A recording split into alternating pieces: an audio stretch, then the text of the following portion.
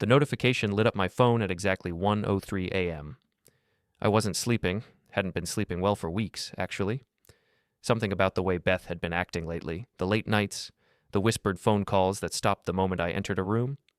Don't wait for me tonight. Out with the girls. Monica's having a crisis.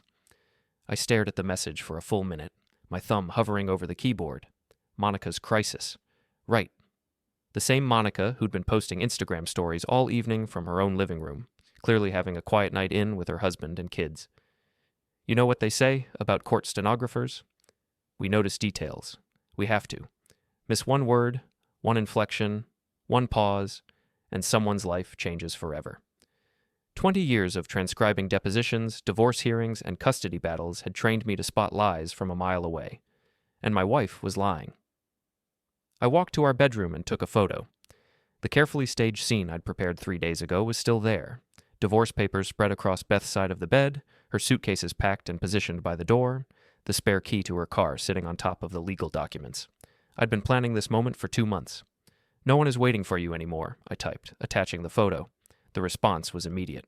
My phone buzzed with an incoming call, then another, then a string of frantic texts. What is this? Aiden, answer your phone.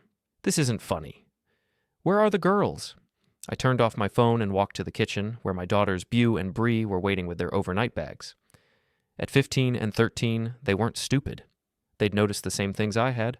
Mom's new perfume, the way she'd started dressing up for grocery runs, the credit card charges from hotels across town. Dad? Beau looked at me with those sharp eyes she'd inherited from my side of the family. Did you really do it? I did exactly what I said I would do. I grabbed my keys from the counter. Your mother made her choice. Now she gets to live with the consequences. We drove in silence to the apartment I'd been renting under my business name for the past month. 1 bedroom, furnished, paid 6 months in advance. The girls would take the bedroom. I'd sleep on the couch until we figured out something more permanent. As we pulled into the parking lot, I saw my sister Connie's car already there. She'd been helping me prepare for this night, using her connections as a paralegal to make sure every document was filed correctly, every legal requirement met. The cavalry has arrived, I muttered, and for the first time in months, I almost smiled. Inside, Connie had coffee brewing and a thick folder of documents spread across the small dining table. Mary Rodriguez, my colleague from the courthouse, was there too, her laptop open and connected to a portable printer. How'd she take it? Connie asked. About as well as you'd expect from someone who just got caught cheating with my half-brother. Bree's head snapped up. Uncle John? Mom's been seeing Uncle John? I hadn't planned on telling them like this, but there was no point in lying now. For about 4 months, according to the rideshare logs and hotel receipts. Mary looked up from her laptop. Speaking of which, the GPS data confirms she's been at his apartment every Tuesday and Thursday for the past 8 weeks. Same pattern, same duration. She's not even trying to be creative about it. That was the thing about technology. It left breadcrumbs everywhere. Beth thought she was being clever, but she'd forgotten that I spent my days transcribing cases where digital forensics played starring roles. I knew exactly what evidence would hold up in court and exactly how to collect it legally. The bank transfers went through this afternoon, Connie said, sliding a stack of papers across the table. Joint accounts are frozen pending the divorce proceedings. The house is in your name only, so she can't claim it as marital property. And the life insurance policies? Already changed the beneficiaries, I finished. The girls are now the sole inheritors. Beau was staring at me like she'd never seen me before. Dad, how long have you been planning this? Since the night I transcribed a deposition where your Uncle John bragged about manipulating family court cases for his own benefit, including ours. The room went quiet. Even Mary stopped typing. What do you mean, ours? Connie asked. I pulled out my phone and played an audio file. John's voice filled the small apartment, recorded during a custody hearing I'd transcribed 2 months ago. The beauty of family law is that emotions run so high, nobody thinks clearly. Take my brother, for instance. His wife's been feeding me information about their finances for months. When they finally split, and they will, I'll know exactly which assets to go after and which arguments will work. It's like having the answers to the test before you take it. Bree's face went white. He was talking about us? About Mom giving him information? Your mother's been sharing our financial records with John since January. Bank statements, tax returns, investment portfolios. She thought she was being smart, positioning herself for a divorce that would leave her with half of everything. I opened my laptop and showed them the email trail I'd discovered on our shared computer. Dozens of messages between Beth and John, planning their affair, discussing strategy for the divorce they thought I didn't see coming. The problem with their plan, I continued, is that it required me to be stupid. And whatever else I might be, I'm not that. Mary finished printing and handed me a thick stack of papers. Motion to dismiss filed. Restraining order approved. And the ethics complaint against John goes before the Bar Association on Monday. Ethics complaint?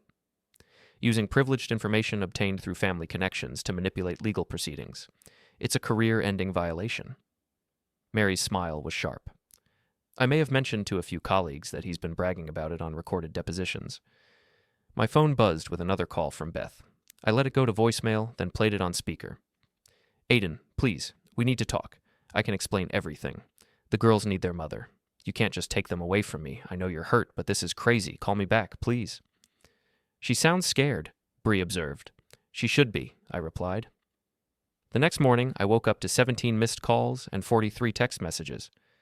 Beth had apparently spent the night driving around town looking for us, calling my friends, my coworkers, anyone who might know where we'd gone. She'd even called my mother. Aiden Michael Parrish, Mom's voicemail began, using my full name like I was 12 years old again. Your wife is beside herself with worry. She says you've taken the girls and won't answer your phone. I don't know what's going on between you two, but those children need stability. Call me? I made coffee and scrolled through the rest of the messages. Most were from Beth, increasingly frantic as the night wore on. But a few were from people I'd thought were friends. Dude, Beth called crying. What the hell did you do? Mike from my bowling league. Your wife is looking for you. She's really upset. Maybe you should call her? Jennifer, Beth's book club friend who I'd known for 8 years. Not cool, man. Whatever you're fighting about, the kids shouldn't be in the middle of it? Tom, my neighbor and supposed friend. I set the phone aside and focused on making breakfast for the girls. They'd slept better than I'd expected, considering everything. Kids were resilient that way. Dad? Beau emerged from the bedroom, hair messy, still in her pajamas. Mom's been calling my phone all night. Mine too, Bree added, joining us in the small kitchen. She wants us to come home. What did you tell her? Nothing. We turned our phones off, like you said. Beau poured herself orange juice and sat at the counter. But we can't avoid her forever. We're not avoiding her. We're establishing boundaries. I flipped pancakes and tried to sound more confident than I felt. Your mother made choices that have consequences. She doesn't get to pretend nothing happened just because she got caught. Connie arrived at 9 with boxes of legal documents and a grim expression. We have a problem, she announced, dropping the boxes on the table. Beth hired a lawyer. That was fast. She hired Richard Kellerman. I knew the name.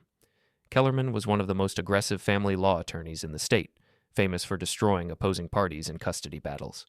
He was also expensive, more expensive than Beth should have been able to afford. John's paying for it, I realized. Has to be. Kellerman's retainer alone is $25,000. Connie pulled out a legal document. They filed for emergency custody this morning. Hearing set for Monday. I read through the motion, my anger building with every paragraph. According to Beth's sworn statement, I had kidnapped our daughters in the middle of the night, refused all contact, and was psychologically manipulating them against their mother. She's claiming parental alienation, I noted. Gets better. She says you've been acting erratically for months, that she's been afraid for her safety, and that you've made threats against both her and John. What threats?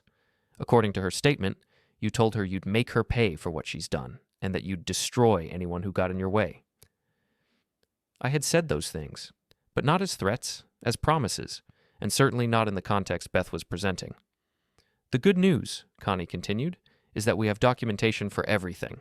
Bank records showing the money she's been moving around, phone logs proving she's been lying about her whereabouts, and of course, the audio of John discussing their plan. Mary arrived as we were reviewing the custody motion, bringing coffee and a stack of transcripts from recent cases. I've been doing some research on Kellerman, she announced. He's good, but he's also predictable. Always goes for the emotional angle, tries to paint the father as unstable or dangerous. So what's our strategy? We let him. Mary's smile was cold. Kellerman's weakness is that he assumes he's the smartest person in the room. He'll walk into that courtroom expecting to face some heartbroken, emotional husband who's acting out of anger. Instead, he gets you. She was right. 20 years of court reporting had taught me exactly how family law worked. I knew which arguments judges found compelling, which evidence carried the most weight, and which tactics backfired spectacularly. There's something else, Mary continued. I pulled the records on some of John's recent cases. Turns out this isn't the first time he's used inside information to manipulate proceedings. She handed me a file folder thick with documents. 3 cases in the past 2 years, where John represented clients who had unusual access to their opponent's financial information. All 3 resulted in settlements that heavily favored John's clients. How is that possible? Because in each case, John's client was having an affair with someone who had access to the other party's records: a bookkeeper, a business partner, a spouse. I stared at the documents, pieces clicking into place. He's been running this scam for years. And Beth isn't his first accomplice. She's just the most recent one. The realization hit me like a physical blow. This wasn't some passionate affair that had gotten out of hand. It was a calculated business arrangement. Beth had been recruited specifically because she had access to our financial information. How long? I asked quietly. Mary consulted her notes. Based on the pattern, probably since last Christmas. Remember that party at John's house? Beth spent a lot of time talking to him that night. I did remember. Beth had been different after that party, more interested in our finances, asking questions about my retirement accounts and investment portfolios. I'd thought she was finally taking an interest in our financial planning. She's been working with him from the beginning, I said, which means everything she's told you, everything she's done for the past year has been part of this plan. Beau looked up from her phone. Dad, she's outside. I walked to the window and looked down at the parking lot. Beth's car was there, and she was standing next to it, staring up at the building. She looked terrible, hair unwashed, clothes wrinkled like she'd slept in them. How did she find us? GPS tracker on the girls' phones, Connie realized. Even turned off, they can still be tracked if you know how. I watched Beth for another minute. She looked broken, desperate. Part of me felt sorry for her. But a larger part remembered the audio recording of John laughing about how easy it had been to manipulate his stupid brother. Let her wait, I decided. We have work to do. By Sunday afternoon, Beth had been camping outside our apartment building for 18 hours. She'd tried the buzzer dozens of times, called my phone constantly, and even attempted to follow other residents inside when they used their key cards. I'd been documenting everything from the window, taking photos and videos that would support my case for the restraining order Connie had filed. This is getting ridiculous, Bree observed, watching her mother pace back and forth beside her car. She looks like she's having a breakdown. Maybe she is, I replied. People tend to fall apart when their carefully laid plans blow up in their faces. My phone rang. This time it wasn't Beth. It was my friend Mike from the bowling league. Aiden, man, you need to call your wife. She showed up at my house this morning crying, asking if I'd seen you and the girls. What did you tell her? That I didn't know where you were, which is true. But dude, she's a mess. Whatever you're fighting about, maybe you should... She's been cheating on me with my half-brother for 4 months, I interrupted. They've been planning to take me for everything I'm worth in a divorce. So no, Mike, I don't think I should work it out. Silence on the other end of the line. Are you serious? Mike finally asked. Dead serious. I have hotel receipts, GPS logs, recorded conversations, and bank records. She's been feeding John information about our finances so he could help her strategy for the divorce settlement. Jesus, Aiden. I had no idea. Neither did I, until I accidentally transcribed a deposition where John bragged about the whole thing. Another pause. What are you going to do? I'm going to make sure she gets exactly what she deserves, which is nothing. After I hung up, Connie looked at me with concern.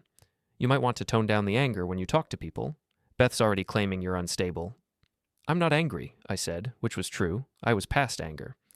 What I felt now was cold, calculating determination. I'm focused. Mary arrived with lunch and more bad news. Kellerman's been busy. He's filed motions to freeze your business accounts, claiming you're hiding assets.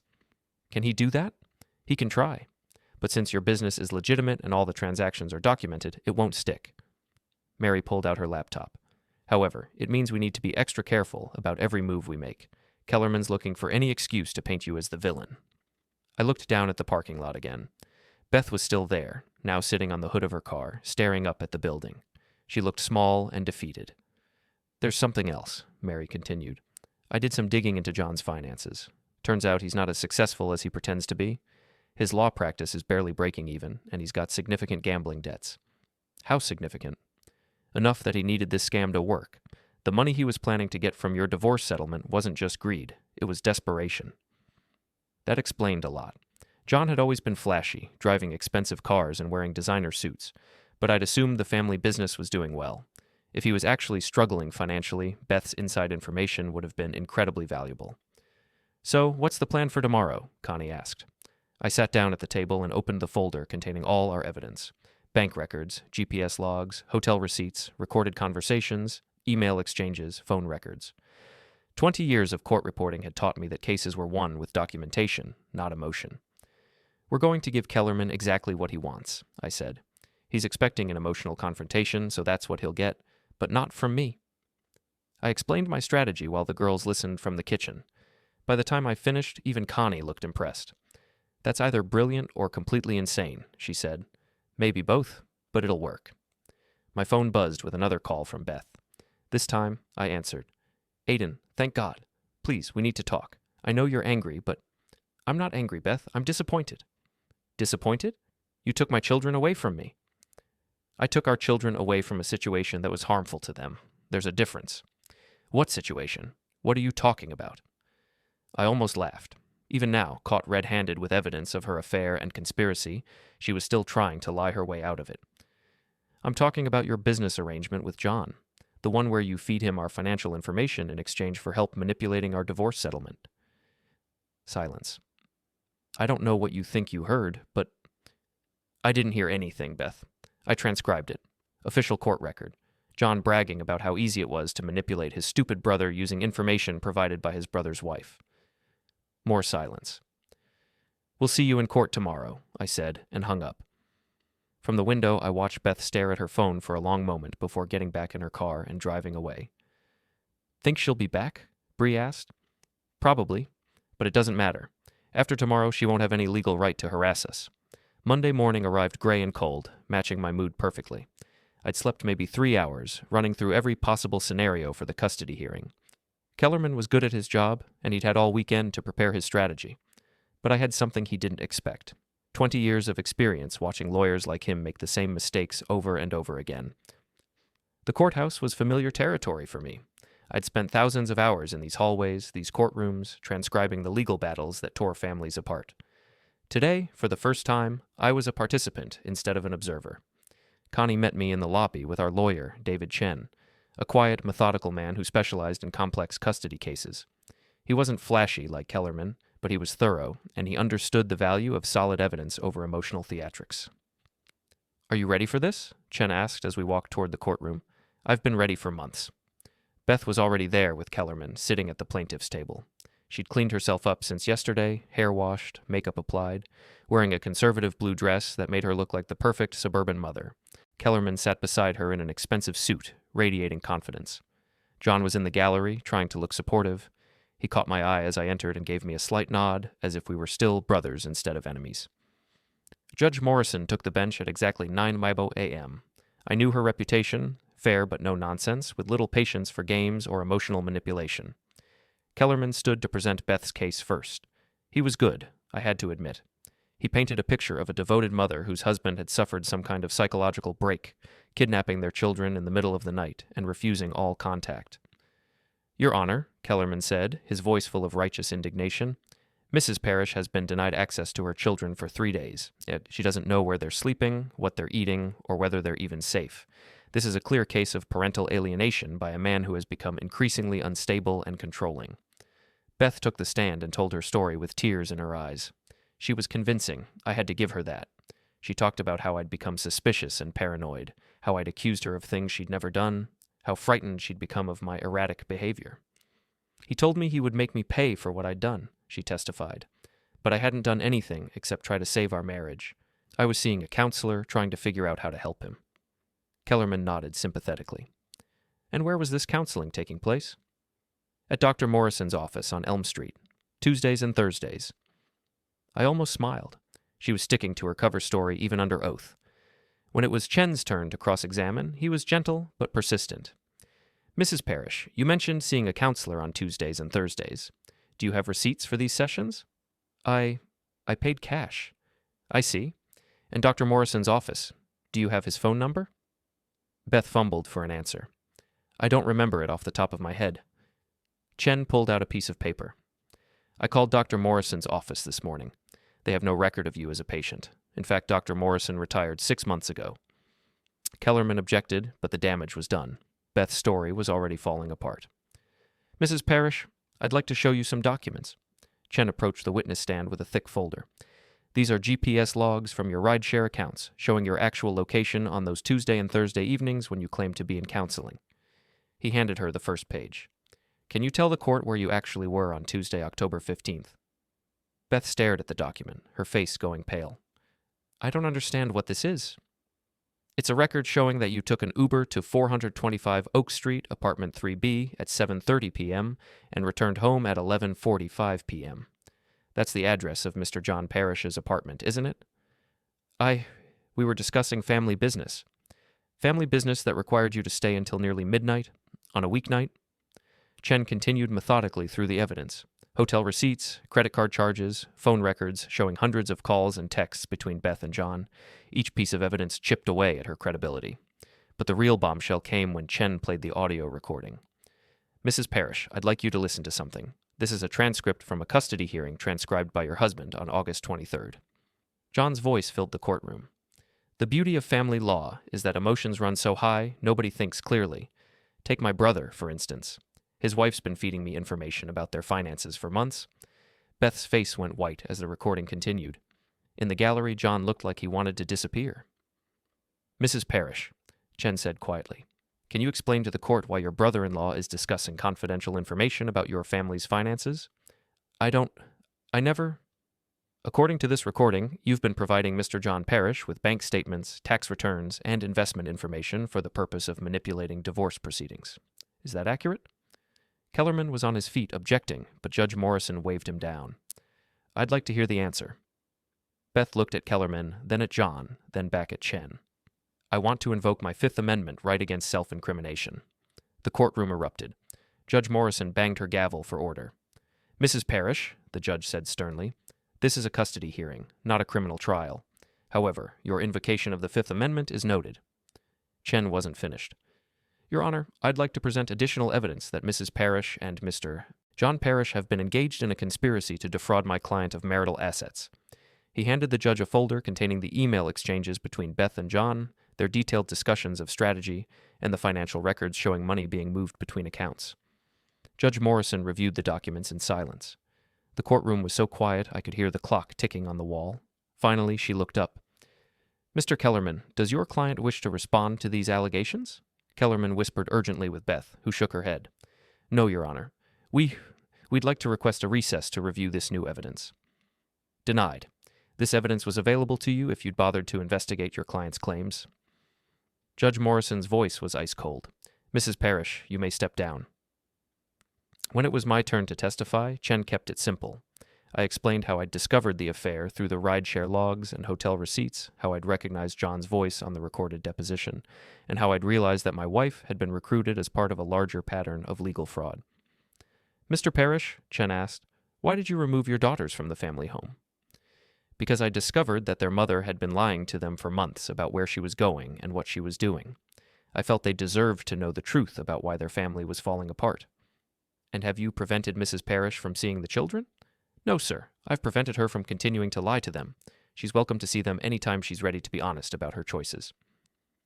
Kellerman's cross-examination was aggressive but ineffective. He tried to paint me as controlling and vindictive, but every question he asked gave me an opportunity to cite specific evidence of Beth's deception.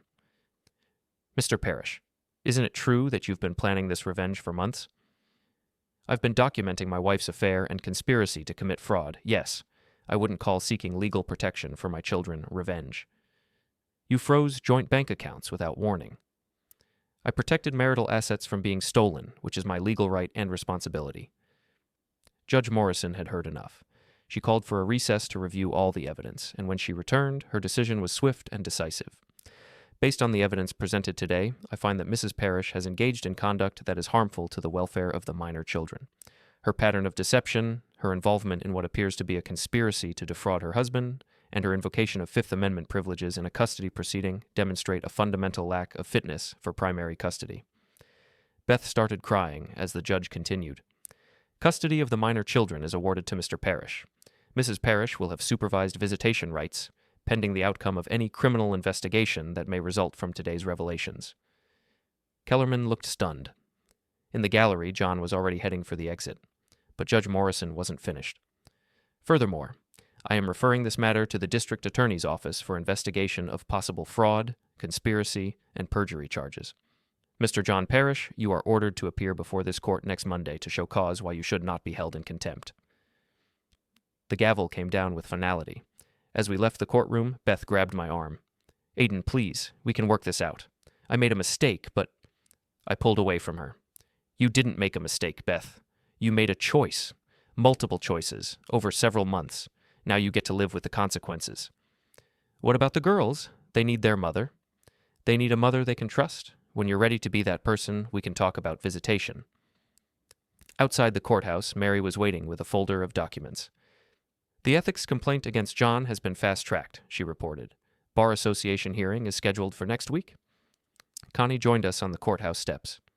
And the criminal referral means the DA will be looking into all of John's cases for the past 3 years. If there's a pattern of fraud, he's looking at serious prison time. I looked back at the courthouse, where Beth and Kellerman were having what appeared to be a heated discussion. Through the glass doors, I could see Beth gesturing frantically while Kellerman shook his head. What happens now? I asked.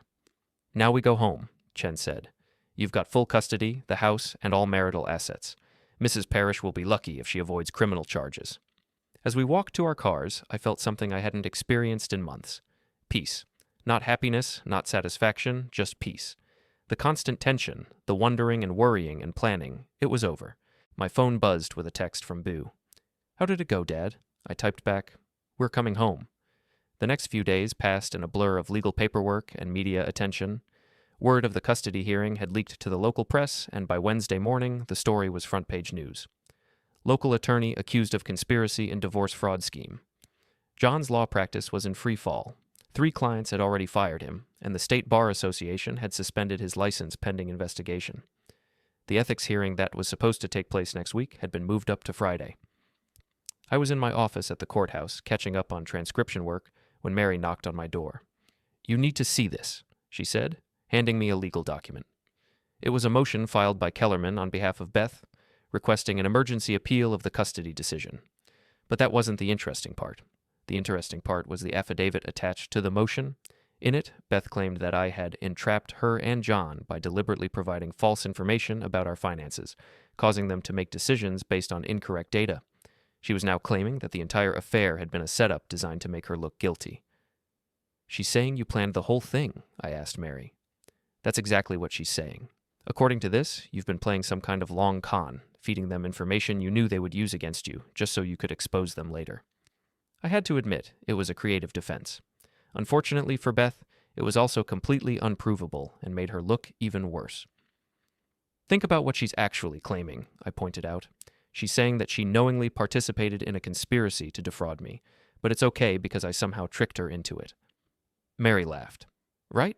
She's basically admitting to everything while claiming it's not her fault. The motion was scheduled for an emergency hearing that afternoon. Judge Morrison did not look happy about being dragged back into what she clearly considered a settled matter. Kellerman presented Beth's new theory with as much conviction as he could muster, but even he seemed to realize how weak it sounded. Your Honor, my client was manipulated by a man who used his professional knowledge of the legal system to entrap her in a situation designed to make her appear guilty of wrongdoing. Judge Morrison interrupted him. Mr. Kellerman, are you seriously arguing that your client is not responsible for her own choices because those choices had predictable consequences? I'm arguing that she was the victim of an elaborate deception. A deception that involved her having an affair with her brother-in-law and conspiring to hide assets in divorce proceedings? Well, yes. Judge Morrison looked at Beth, who was sitting at the plaintiff's table looking miserable. Mrs. Parrish, do you understand what your attorney is arguing on your behalf? Beth nodded. He's saying that you committed fraud and adultery, but it's not your fault because your husband was smart enough to figure out what you were doing. Is that your position? Beth whispered something to Kellerman, who shook his head. Your Honor, Kellerman said, we'd like to withdraw this motion. Motion denied. You filed it. You can argue it. Judge Morrison's voice was sharp. Mrs. Parrish, I asked you a question. Beth stood up slowly. Your Honor, I made some bad decisions. I was confused and scared about our marriage, and I listened to people who gave me bad advice. What people? Beth glanced toward the gallery, where John was conspicuously absent. My brother-in-law told me that divorce was inevitable, and that I needed to protect myself and my children. He said the only way to do that was to understand our financial situation better. So you gave him confidential financial information? He said it was legal. He said spouses had a right to know about marital assets. Judge Morrison consulted the file in front of her. Mrs. Parrish, according to the evidence presented at the custody hearing, you and Mr. John Parrish were planning to manipulate the divorce settlement using information you provided that goes far beyond understanding your financial situation. I didn't understand what he was really doing. But you understood that you were having an affair with him? Beth's face crumpled. Yes. And you understood that you were lying to your husband about where you were going and what you were doing? Yes. And you understood that you were asking your children to lie for you when you told them you were seeing a counselor who didn't exist? Yes. Judge Morrison closed the file. Mrs. Parrish, your motion is denied. The custody order stands as written.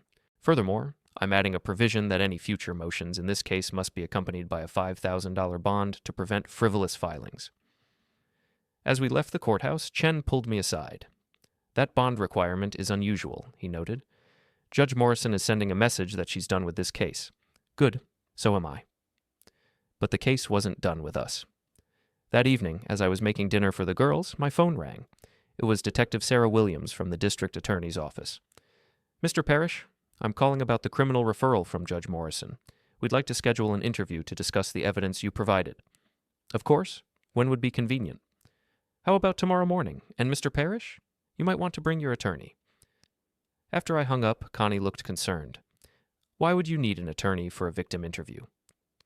Maybe because I'm not just a victim, I realized. Maybe because I knew exactly what Beth and John were planning, and I let them do it anyway.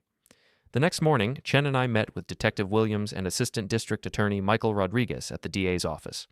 They had spread all of our evidence across a conference table, bank records, GPS logs, recorded conversations, email exchanges.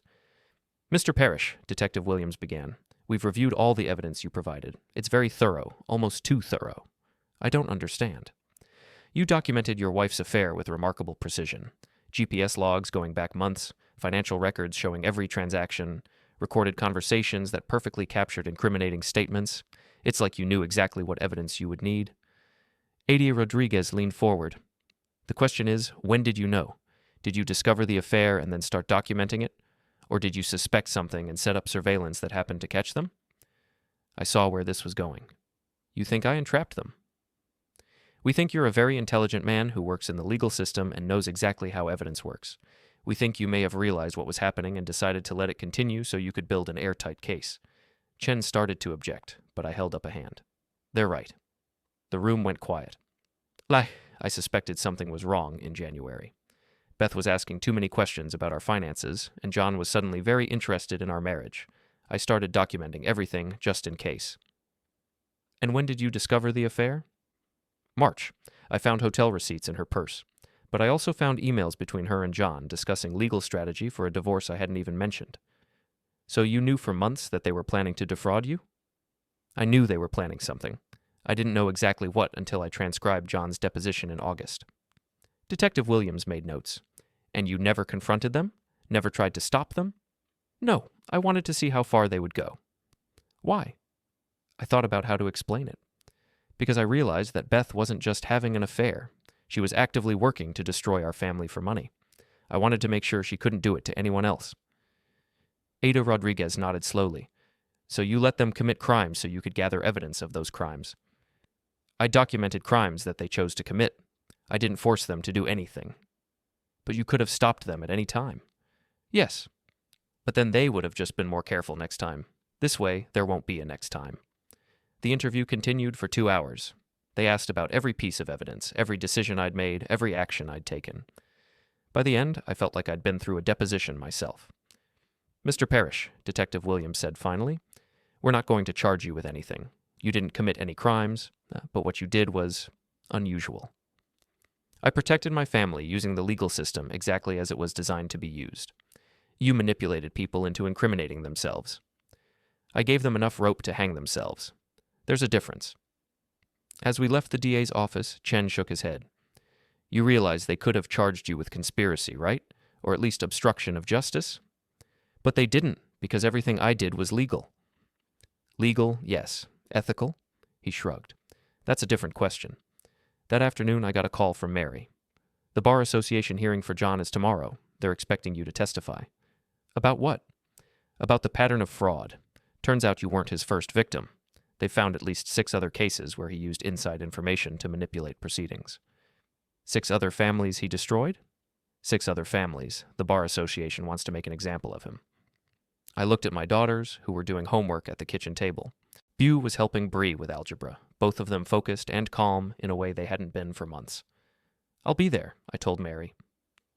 The State Bar Association hearing was held in a sterile conference room downtown, nothing like the dramatic courtroom confrontations you see in movies. John sat at a table with his attorney, looking smaller somehow than he had just a week ago. The confident swagger was gone, replaced by the hunched shoulders of a man who knew his career was over. I testified for 45 minutes, walking the panel through the evidence of John's conspiracy with Beth and the pattern of fraud we'd uncovered in his other cases. The Bar Association had done their own investigation and found even more victims than we'd initially identified. Mr. Parrish, the panel chair asked, in your professional opinion, how long has Mr. John Parrish been engaged in this pattern of misconduct? Based on the evidence, at least 3 years, possibly longer. And how many families would you estimate have been affected? At least 8 that we can document, probably more. John's attorney tried to paint him as a man who'd made some bad decisions under financial pressure, but the evidence was overwhelming.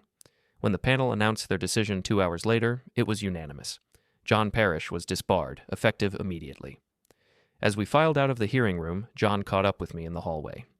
Aiden, wait. I turned to face him. He looked terrible, unshaven, wearing a wrinkled suit that had seen better days. I know you hate me, he said. I know I destroyed everything, but we're still brothers. No, I replied quietly. Brothers don't do what you did. Brothers don't recruit each other's wives to commit fraud. Brothers don't laugh about manipulating their own family. I was desperate. The gambling debts, the practice failing. I wasn't thinking clearly. You were thinking clearly enough to plan this for months. You were thinking clearly enough to record yourself bragging about it. John's face crumpled. What am I supposed to do now? I'm 41 years old with no career, no money, and no family. You're supposed to live with the consequences of your choices, just like everyone else. I walked away and didn't look back. The financial aftermath was swift and brutal. With John disbarred and facing criminal charges, his law practice collapsed completely. The malpractice insurance company canceled his policy, leaving him personally liable for damages in the cases where he'd committed fraud. Beth's situation was even worse. The emergency appeal had been denied, leaving her with supervised visitation rights and no claim to marital assets. The house, the bank accounts, the investment portfolios, everything stayed with me, but the real devastation was social. Word of the scandal had spread through our community like wildfire. Beth's book club friends stopped returning her calls. The neighbors who had known us for years crossed the street to avoid talking to her. Even her own sister had distanced herself from the situation. I was at the grocery store on Saturday morning when I ran into Jennifer, one of Beth's former friends from the book club. Aiden, she said, looking embarrassed. I owe you an apology. When Beth called that night, crying about you taking the girls, I believed her. I had no idea what was really going on. Most people didn't. She seemed so normal. I mean, we saw her twice a month for book club. She never seemed like someone who would do something like this. People are good at hiding things when they need to. Jennifer shifted uncomfortably. Is it true what they're saying about John and the other families? It's true. Beth wasn't his first victim, just his most recent one. God, those poor families. She paused. How are Bew and Bree handling everything? Better than I expected. Kids are resilient when they feel safe. And Beth, have you heard from her? I had heard from Beth. Multiple calls and texts every day, alternating between apologies and threats, begging and blame. But I wasn't about to discuss that with Jennifer. She's dealing with the consequences of her choices, I said simply. That evening, as I was helping the girls with their homework, my phone rang. It was an unknown number, but I recognized Beth's voice immediately. Aiden, please don't hang up. I'm calling from a friend's phone because you blocked my number. What do you want, Beth? I want to see my daughters. It's been a week since the supervised visitation, and the social worker says you haven't scheduled another one. Because you spent the entire hour trying to convince them that everything was my fault. I was trying to explain. You were trying to manipulate them the same way you manipulated me. The social worker's report says you told Bew that I tricked you into having an affair. Silence on the other end of the line. Beth, if you want to see the girls, you need to accept responsibility for what you did. No more blaming me, no more claiming you were tricked or manipulated, just honest acknowledgement of your choices. I can't do that. Then you can't see them. You're using my children to punish me? I'm protecting my children from further manipulation. There's a difference. I hung up and blocked the new number. Bew looked up from her math homework. Was that Mom? Yes. Is she ever going to stop trying to make this your fault? I don't know, sweetheart. I hope so. Bree closed her history book. Dad, are we going to be okay? I mean, financially? It was a fair question. The legal fees had been substantial, and I'd had to take time off work for all the hearings and meetings. We're going to be fine, I assured her. Better than fine, actually. Your mother's choices mean that we keep everything. The house, the savings accounts, my retirement funds. She gets nothing. Nothing? Nothing. In fact, she may have to pay restitution to John's other victims if the criminal case goes to trial. Connie called later that evening with an update on the criminal investigation. The DA is offering John a plea deal, she reported. 5 years in prison, full restitution to all victims, and cooperation with ongoing investigations. Is he going to take it? His attorney says yes. John doesn't want to risk going to trial and getting 10 to 15 years. What about Beth? That's more complicated. The DA could charge her with conspiracy and fraud, but she's claiming she was manipulated by John. They're still deciding whether to prosecute. I thought about Beth's phone call earlier. Even now, facing potential criminal charges, she couldn't accept responsibility for her own actions. Let me know what they decide. Will do. Oh, and Aiden? The civil suits are starting. 3 of John's other victims have filed lawsuits for damages. Since he doesn't have any money, they're going after anyone who benefited from his fraud. Including Beth? Including Beth. She received gifts, trips, and financial benefits from John during their affair. The plaintiff's attorneys are arguing that she was part of the conspiracy and should be held liable. After Connie hung up, I sat in my kitchen and tried to process everything that had happened. 6 months ago, I'd been married to a woman I thought I knew, working a steady job, raising 2 daughters in what seemed like a stable family. Now Beth was facing potential criminal charges and civil lawsuits that could follow her for years. John was disbarred and headed to prison, and I was a single father with full custody, sole ownership of all marital assets, and a story that had made me locally famous. It wasn't the life I'd planned, but it was the life I'd chosen when I decided to fight back instead of just accepting betrayal. My phone buzzed with a text from an unknown number. You destroyed my life. I hope you're happy. I deleted the message without responding and blocked the number. Tomorrow there would probably be another unknown number. Another message blaming me for consequences she'd brought on herself. But tonight, my daughters were safe, my house was secure, and my future was my own. That was enough. 3 weeks later, I was working late in my home office when the doorbell rang.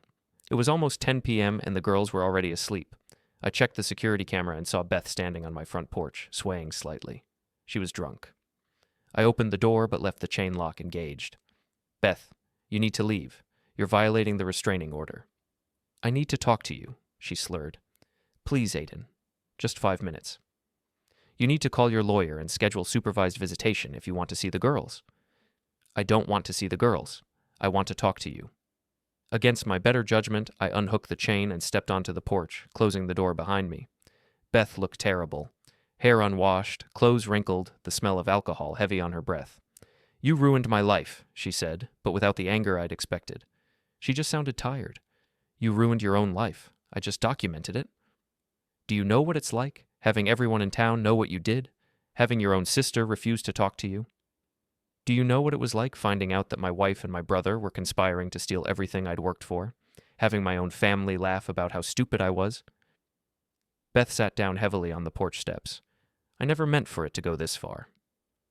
What did you think would happen? That I'd just accept being cheated and robbed? I thought... She paused, struggling to find words. I thought you'd fight for me. I thought you'd try to win me back. I stared at her. You thought I'd compete with my own brother for my own wife? Other men would have. Other men would have fought. Other men would have been stupid. You made your choice, Beth. You chose John, you chose the money, you chose the lies. I just made sure you got exactly what you chose. She started crying then, not the manipulative tears she'd used in court, but genuine sobs of despair. I lost everything, she whispered. My children, my home, my friends. John won't even talk to me now. He blames me for getting caught. You lost everything because you gambled everything on a lie. That's not my fault. The DA offered me a plea deal today, she said quietly. I waited. 2 years probation, restitution to John's victims, community service, but I have to allocate. I have to stand up in court and admit to everything. Are you going to take it? My lawyer says I should. He says if I go to trial, I could get actual prison time. Your lawyer's right. Beth looked up at me with red, swollen eyes. Will you ever forgive me? I thought about the question seriously. I don't know, maybe someday, but forgiveness doesn't mean forgetting. It doesn't mean pretending this didn't happen. What about the girls? Will you let me see them? When you're sober, when you've accepted responsibility for what you did, when you can be honest with them about your choices, then we can talk about visitation. That could be years. Then it could be years. Beth stood up unsteadily. I called an Uber. It should be here soon. We sat in silence until the car arrived. As Beth got in, she turned back to me one last time. I really did love you, at the beginning. I know, I said. That's what makes this so sad. After the Uber drove away, I went back inside and checked on the girls. Both were sleeping peacefully, safe in their beds, in their home, surrounded by stability I'd fought to preserve. I poured myself a glass of wine and sat in my living room, thinking about everything that had happened, the affair, the conspiracy, the legal battles, the destruction of 2 families and multiple careers. It had all started with a single text message at 1 a.m. Don't wait for me tonight. And it had ended with Beth accepting a plea deal that would make her a convicted felon, John going to prison, and me raising our daughters alone. I thought about what Beth had said about other men fighting for their wives. Maybe she was right. Maybe other men would have tried to win her back, would have competed with John, would have begged and pleaded and made grand romantic gestures. But I wasn't other men. I was a court stenographer who understood that actions have consequences, that evidence matters more than emotion, and that sometimes the best way to fight is to step back and let people destroy themselves. My phone buzzed with a text from Mary. Saw the news about Beth's plea deal. How are you holding up? I typed back. We're good. Better than good, actually. And it was true. We were good. The girls were thriving in school. I'd been promoted to senior stenographer, and we'd settled into a routine that felt stable and peaceful. Beth would serve her probation, pay her restitution, and hopefully get the help she needed. John would serve his prison sentence and try to rebuild his life when he got out. And I would raise my daughters to understand that integrity matters, that choices have consequences, and that sometimes the best revenge is simply refusing to be a victim. I finished my wine and went to bed, sleeping better than I had in months. The next morning, I woke up to sunlight streaming through my bedroom window and the sound of my daughters laughing in the kitchen. Bew was making pancakes while Bree set the table, both of them chattering about their plans for the weekend. Morning, Dad, Bew called as I entered the kitchen. We made breakfast. I can see that. Smells great. Bree poured orange juice into 3 glasses. Dad, Jessica's mom asked if we wanted to go to the lake with them next weekend. Can we? Of course. Sounds like fun. As we ate breakfast together, I realized that this was what victory looked like. Not dramatic courtroom confrontations or public humiliation, but quiet Saturday mornings with my daughters, making plans for the future, building a life based on honesty and trust. My phone rang. It was Connie. Have you seen the morning news? She asked. No. Why? John's plea hearing is this afternoon. The DA is recommending the full 5 years. I looked at my daughters, who were discussing whether to invite friends to our lake trip, completely absorbed in normal teenage concerns. Good, I said. Justice served. There's something else. The civil suits against Beth were settled yesterday. She's going to be paying restitution for years. How much? Enough that she'll never be financially stable again. The victim's attorneys were thorough. After I hung up, Bree looked at me curiously. Was that about Mom? Yes. She's accepting responsibility for what she did. Finally. Is that good? It's necessary. Actions have consequences, and your mother is learning that the hard way. Bew flipped another pancake. Dad, are you happy?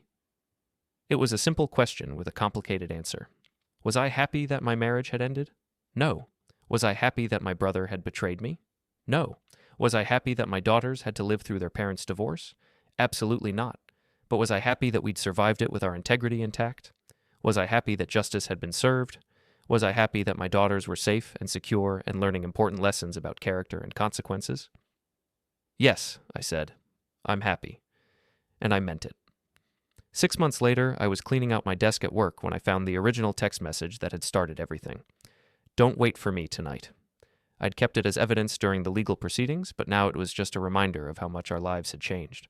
I deleted it and threw the old phone in the trash.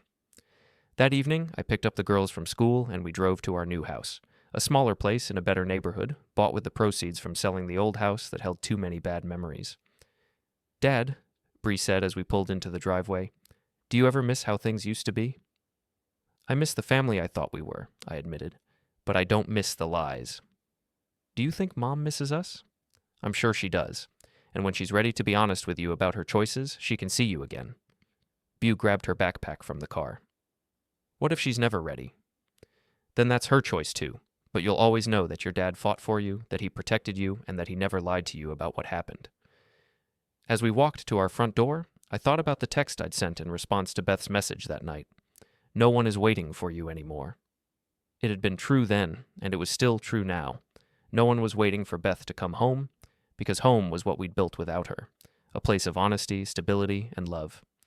My daughters were thriving in school, I'd been promoted again at work, and we'd created a life that was better than anything we'd had before. That night, as I tucked the girls into bed, Bew asked me one last question. "Dad, if you could go back and change everything, would you?" I thought about it seriously.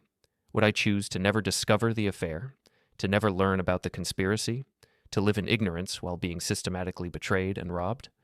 "No," I said finally. "I wouldn't change anything, because changing it would mean you girls might not be safe, might not know the truth, might not have learned that your father will always protect you. Even if it meant staying married to Mom? Even then, some things are more important than being comfortable, like being honest, like protecting the people you love, like making sure that bad actions have consequences." I kissed them both goodnight and turned off the lights. In my own room, I sat by the window and looked out at our quiet street. Somewhere across town, Beth was probably sitting in her small apartment, alone with the consequences of her choices. Somewhere in a prison cell, John was learning what it meant to lose everything for money and revenge. And here, in our new home, my daughters were sleeping safely, surrounded by the security I'd fought to preserve. At 1 a.m., exactly 2 years after the text that